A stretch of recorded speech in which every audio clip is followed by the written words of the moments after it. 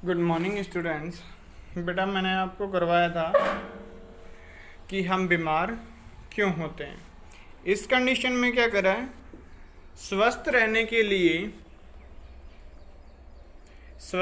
के लिए हमें भोजन की आवश्यकता होती है। तो स्वस्थ रहने के लिए क्या होता है, भोजन की आवश्यकता होती है।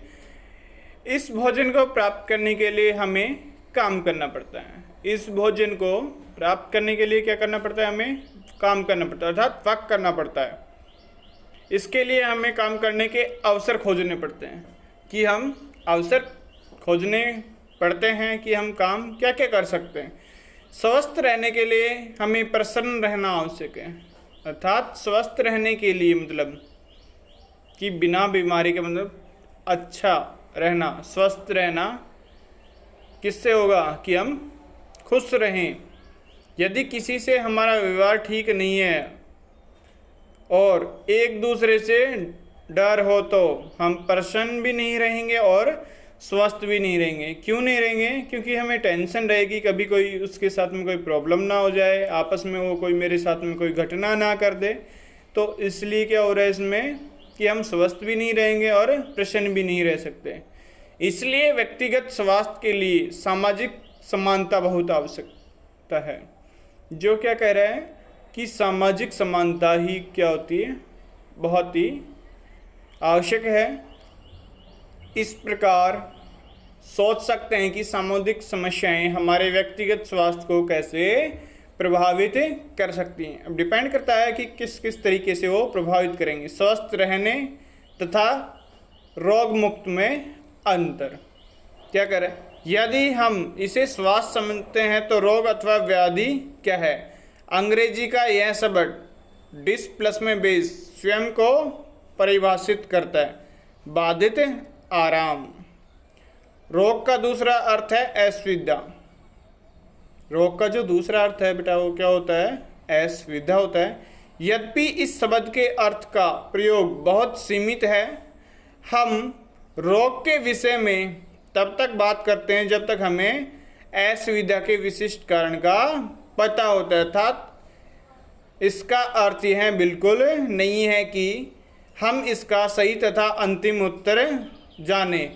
हम बिना कारण जाने यह कह सकते हैं कि कोई व्यक्ति प्राविका से ग्रस्त है, अर्थात कोई बीमारी से ग्रस्त है। अगर क्या हो रहा है कि बिल्कुल ठीक नहीं है, अगर उसमें कोई भी प्रॉब्लम हो रही है, जैसे सर दर्द हो रहा है, तो वो भी क्या हो गया, असुविधा है। अगर हम कोई काम करना चाह रहे हैं और हमारे सर में दर्द हो रहा है तो हम प्रॉपर वो काम नहीं कर पाएंगे। हम यह सरलता से पाते हैं कि बिना किसी विशेष रोग के भी आप अस्वस्थ हो सकते हैं। अगर कोई रोग नहीं है तो भी आप क्या हो सकते हैं, अस्वस्थ हो सकते हैं। केवल कोई रोग न होने का अर्थ यही नहीं है कि आप स्वस्थ हैं। नर्तक के लिए अच्छे स्वास्थ्य का अर्थ है कि वह शिष्टापूर्वक अपने शरीर द्वारा विषम परिस्थितियों की मुद्रा अभिव्यक्त कर सके, अर्थात वो अच्छी तरीके से रहे और क्या होगा कि वह सरलता से भी कोई भी काम करे, प्यार प्रेम से रहे। वो क्या होगे, स्वस्थ होते हैं, खुश रहे अर्थात प्रसन्न रहे। संगीतकार के लिए इसका अर्थ है कि वह लंबा श्वास ले सके जिससे कि वह अपनी बांसुरी में स्वर को नियंत्रित कर सके।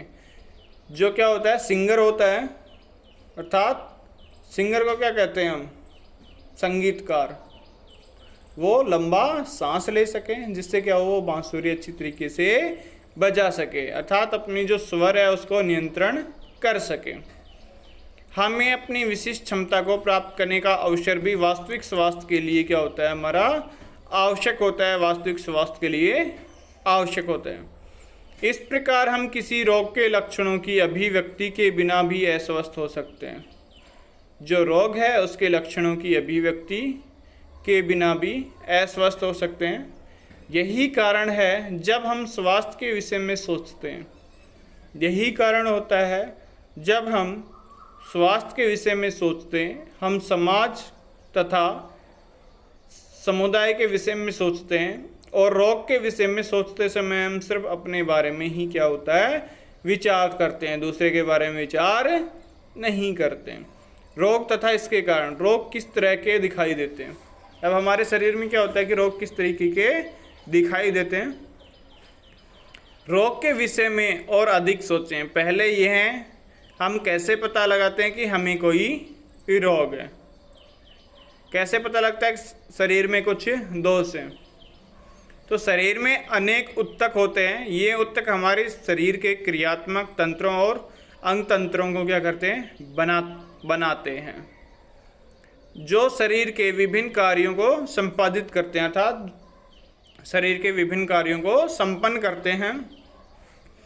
हर अंग तंत्र का अपना एक विशेष अंग होता है। कोई भी अंग है हमारा, उसका एक विशेष तंत्र होता है।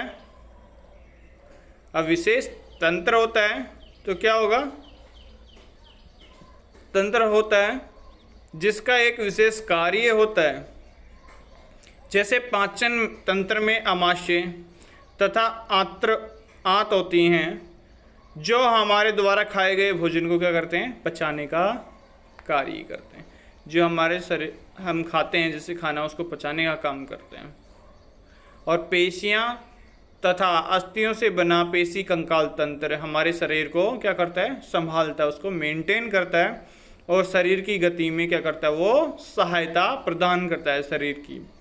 जब कोई रोग होता है तब शरीर के एक अथवा अनेक अंगों एवं तंत्रों में क्रिया अथवा संरचना में खराबी परिलक्षित होने लगती हैं।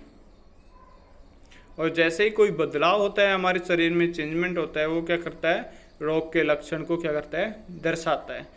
तो रोग के लक्षण हमें खराबी का संकेत देते हैं। इस प्रकार सिर दर्द हो गया, खांसी, दस्त, किसी घाव में पस क्या होता है, मवाद आना, ये सभी लक्षण है। ये हमारी क्या है, बीमारी के लक्षण है।